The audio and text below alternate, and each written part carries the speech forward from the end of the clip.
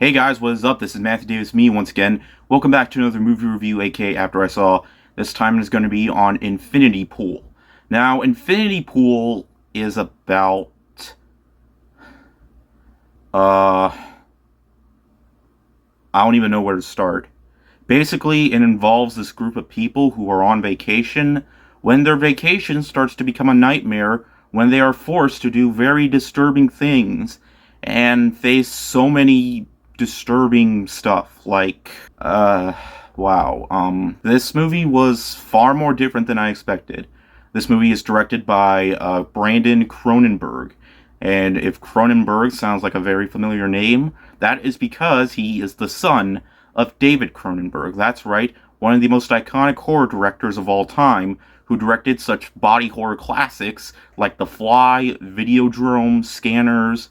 The fact that his son took inspiration from him, yeah, it would make a lot of sense, because this is a very, I don't even know how to describe this whole thing. If you watched Possessor Uncut, I think that's what the title of the movie is, that was very popular with critics when it came out in 2020. I didn't watch the movie.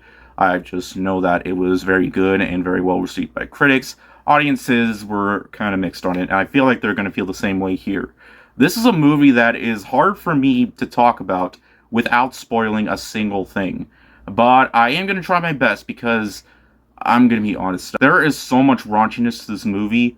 Like, there was a 5-minute scene that involves, I want to say what happens, but I really want to keep my ads. So it's going to be really hard for me to not mention certain things without having to deal with that. Here's the best way that I can describe this whole thing. It is very violent. It is very grotesque. And pretty raunchy, too. Like, this is something that I've actually seen quite a bit. Like, something like Midsommar or, like, Mother. I have mentioned Mother so many times on this channel.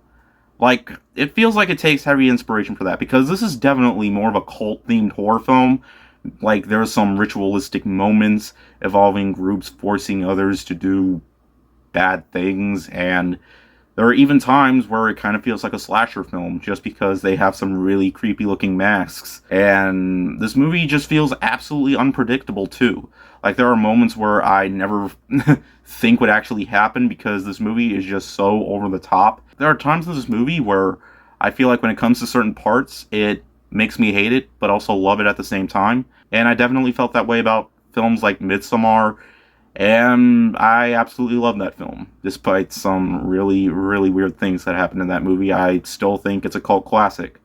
And this is definitely the type of movie that I like seeing of, like, with elements that definitely feels like it was taken away from films like that, but I feel like Cronenberg has a really twisted mind, and one that works very well here, because it's obvious that there is something that he's trying to pull out of this entire thing. Like, the movie starts off a bit confusing. In fact, it starts off a little weak for me, as it definitely feels far more different than what happens much later on, even in the trailer, which I did watch the trailer. I didn't really watch the trailer multiple times to fully expect, because I only watched the trailer once, and I feel like just watching the trailer once is enough for me to know what to expect. And I pretty much got exactly that.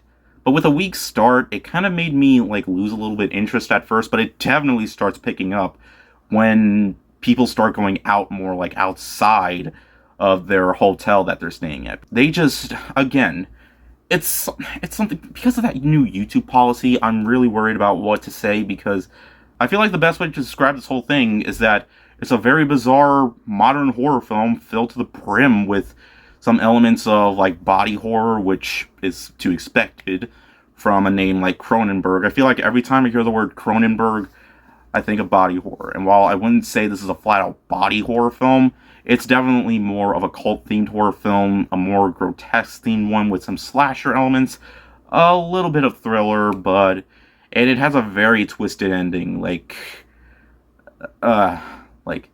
might be very hard to fully put this film together, but horror movies like this are kind of what I expect. I feel like multiple viewings, though I kind of feel like it's a little bit too hard to watch this film on multiple viewings because of all the crazy stuff that happens in this movie. The best way I can describe it is that it's a bizarre, grotesque horror film with a lot of really talented actors like Alexander Skarsgård and Mia Goth, which I think Mia Goth is really the show stealer here. She just has so much talent behind her when she comes to horror films. She proved that with X and Pearl, so it goes to show that she was basically made for horror. She is over the top in this movie.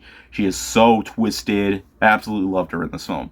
Probably not as much as Pearl, probably because she's the main character of that, but she's still great. In the end, guys, Infinity Pool was just what I was hoping for. It's a very twisted film, filled to the brim with very grotesque, raunchy stuff that happens that you probably would expect for something like this. It's very disturbing. It is the type of horror film that, honestly, we do kind of get more of nowadays. I mean, it goes to show that this movie's not going to be for everyone. And I honestly like the type of movies that aren't going to be for everyone, because I feel like movies that aren't going to be for everyone are going to be my type of movies, because this is a movie that people aren't going to understand on first viewing, but I feel like it might just get better with multiple viewings, but I do say that quite a bit. But I feel like this is one that is definitely going to be worth the multiple viewings if you want to rewatch it. I don't really necessarily feel like most people are going to want to rewatch this again because, like I said, it's very twisted and very gross at some parts, but I was able to get past it, and I definitely wouldn't say I would want to rewatch this as much as some other modern horror films, but it's one that I definitely can say was worth my time. It might have a slow start, but it definitely gets better as the film goes on. And, David, all I gotta say is that, you should be very proud you have a son like this. Okay, so I really don't think that the shirt I'm wearing was very suitable for this video, but I don't care, it's my channel, so I don't want to just, whatever. So, wow, 5 good January released movies in a row. I know there's a movie that came out recently called Fear. I've heard that movie was actually supposed to be very terrible, but I'm not going to see it because I just want to keep the good January movie streak going. But I feel like this is the last movie I'm going to review on January. So yeah, pretty solid month for movies. Honestly, this movie doesn't even feel like it should be out in January. I feel like it should be out much later, but 2 good horror January movies, or 3 if you count Missing, but I don't really consider that a horror film, so wow, pretty decent start. I don't think any of these movies will make my best movies of the year list, but they're still worth watch. Anyways, thank you guys so much for watching, and I do have something planned by the end of the month, either that or the beginning of February. It's something that I'm working on. You'll see what it is when I do upload it. Anyways, thank you guys so much for watching, and I'll see you guys later. Word out.